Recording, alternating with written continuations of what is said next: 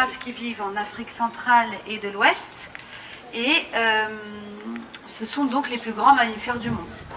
Donc plus grands mammifères du monde, les plus grands mâles peuvent mesurer jusqu'à 5 mètres, voire plus de 5 mètres, même des fois 5 mètres 80. Et puis ils pèsent, pour encore les plus grands encore une fois, 1,5 tonne. Alors ici on a un mâle et 2 femelles. Alors les girafes vivent en groupe de 4 à 40 individus environ. Donc il y a un mâle dominant et plusieurs femelles généralement. D'où la représentation de ce groupe-là. On a un mâle. Alors le mâle, c'est celui qui est au fond à gauche, si vous voyez, le plus grand. C'est celui qui a les taches les plus foncées. Et puis les 2 femelles, ce sont les 2 qui sont en train de manger au râtelier. Donc notre mâle, il a 23 ans. Et puis les 2 femelles, il y en a une qui a 22 ans, celle qui est la plus proche de nous. Et puis celle qui est au fond là-bas a 20 ans. Alors les girafes, étant les plus grands mammifères du monde, c'est des animaux qui ont beaucoup de mal à se mouvoir. Donc par exemple, se coucher, ça va être quelque chose qui va être compliqué pour elles parce qu'elles vont avoir beaucoup de difficultés à se relever. Donc elles vont rarement se coucher, sauf dans des cas assez rares, mais elles peuvent quand même se coucher, mais ça va être assez rare. C'est aussi des animaux qui vont avoir du mal à boire, d'où de par leur grande taille. Vous avez certainement déjà vu ces photos où elles ont les pattes avant très écartées pour aller boire. Alors c'est une position qui est très inconfortable pour elles. Donc en fait la principale source d'eau qu'elles vont avoir, ça va être dans les végétaux qu'elles mangent. Donc elles mangent environ 65 kg de végétaux par jour. Dans la nature, elles vont manger beaucoup de pousses et de feuilles d'acacia. Donc l'acacia, c'est un arbre qui a beaucoup d'épines, d'où leur grande langue qui mesure 40 cm. Donc elles vont en fait slalomer entre les épines pour aller chercher parfois une feuille d'acacia. Donc elles vont mettre beaucoup de temps à atteindre leur nourriture. Et puis ensuite, elles vont énormément ruminer. C'est des animaux qui vont passer entre 13 et 16 heures par jour à se nourrir, ce qui est quand même très long. Alors la nuit, elles ne vont pas passer plus de 5 minutes à dormir parce que ce sont des proies. Donc il faut qu'elles surveillent les prédateurs.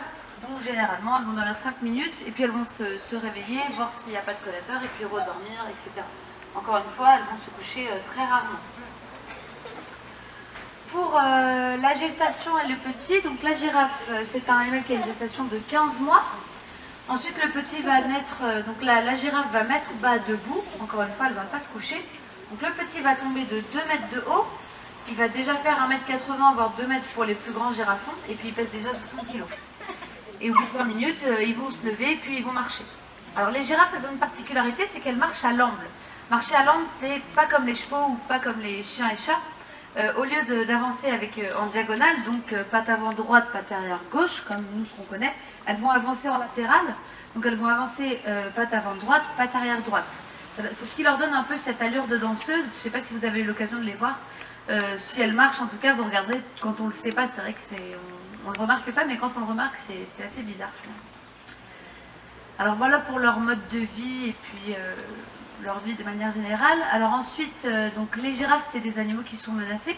Donc elles font partie d'un EEP. Un EEP, c'est un plan d'élevage européen. Donc les plans d'élevage européens, ils servent à gérer génétiquement les populations qui sont captives. Et puis ils vont faire le lien entre les parcs zoologiques et puis la conservation sur le terrain.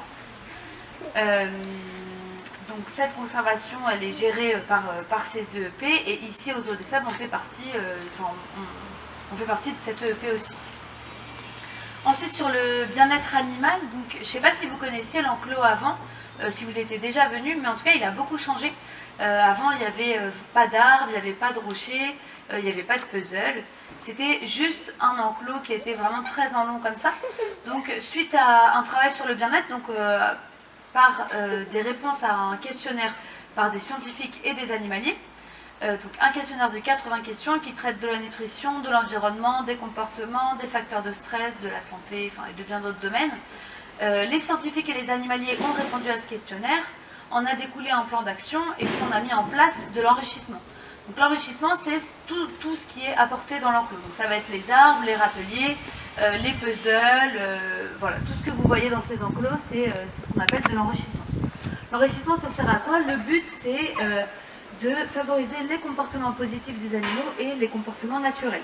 Donc par exemple, les puzzles qui sont donc là en face de vous, c'est que la girafe mette sa langue et qu'elle reproduise ce schéma un peu naturel d'aller chercher entre les épines d'acacia, voilà, qu'elle mette sa langue dans le puzzle. Donc elle mette du temps à manger et du temps à ruminer pour favoriser le comportement naturel. Alors pareil pour les râteliers qui sont en hauteur, c'est vraiment qu'elles aient leur posture naturelle d'être en hauteur et de mettre leur tête en l'air pour aller chercher les feuilles d'acacia. Et puis après, les rochers et les arbres, c'était plus pour casser un peu la linéarité de l'enclos, pour qu'elles zigzaguent entre et puis qu'elles évitent de faire des allers-retours. Et puis, c'est aussi une manière pour elles d'aller se cacher. Alors même si on les voit, on est bien d'accord hein, derrière les rochers parce qu'elles sont trop grandes, mais pour elles, c'est une manière de se soustraire quand même à la vue des spectateurs et puis même de ses congénères si elle a envie. C'est aussi un travail qu'on a fait chez les autotions. Je ne sais pas si vous avez vu les piscines à balles. Alors c'est pas pour qu'ils jouent, hein. Les piscines à balles, c'est on cache des insectes dedans matin et soir pour qu'ils s'amusent à chercher et reproduire leur comportement naturel. Et puis on l'a fait aussi chez les panthères, elles ont un planning tous les jours qui change. Donc elles ont de la viande différente chaque jour pour avoir des goûts différents. Et puis on va aussi leur mettre des objets, des odeurs, voilà, des choses, des sprays avec des phéromones de chat, voilà, vraiment pour qu'elles sentent d'autres choses. Ben voilà pour les. Il va avoir des pattes semi-palmées, ce qui va lui permettre d'être un bon nageur. Et puis quand il va se baigner, il va avoir les narines, les yeux et les oreilles vraiment à fleur d'eau, ce qui va le rendre assez discret en fait dans l'eau. Et puis avec ses pattes semi-palmées, il va être vraiment rapide. Voilà pour les capybaras. Alors les capybaras et les tapirs vivent dans les mêmes milieux, ils vivent en forêt tropicale. Et puis pour finir, eh ben, il y a les vigognes qui ressemblent à des lamas. Alors ça fait partie de la même famille que les lamas. Sauf qu'elles vivent dans la cordillère des Andes. Alors les vigognes, elles vivent en troupeau, avec un mâle dominant, on va appeler ça des harems. C'est des animaux qui ont été beaucoup chassés pour leur laine, qui devient une soie qui est très précieuse. Donc aujourd'hui, alors avant elles se faisaient tuer pour avoir leur laine. Aujourd'hui, notamment au Népal, ils font un travail, ils rabattent les bêtes dans des enclos qu'ils ont créés. Donc ils font tout un travail de rabattement de tout le troupeau. Ensuite, ils les tondent sans les abattre et puis ensuite, ils les laissent repartir. Donc, c'est une manière pour eux de pouvoir récupérer la laine sans les tuer. Puis alors, ils les tondent une fois tous les 2 ans, le temps que la laine repousse. Voilà, il faut attendre un petit peu. Voilà pour les vigognes. Et puis, donc, les capybaras et les tapirs, c'est des animaux qui sont menacés par la déforestation à cause de l'expansion de l'agriculture, pardon.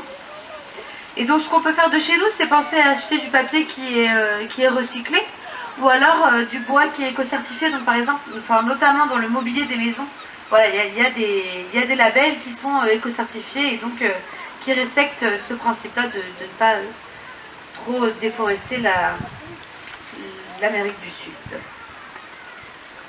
Voilà, je pense que j'ai à peu près tout dit, je ne sais pas si vous avez des questions.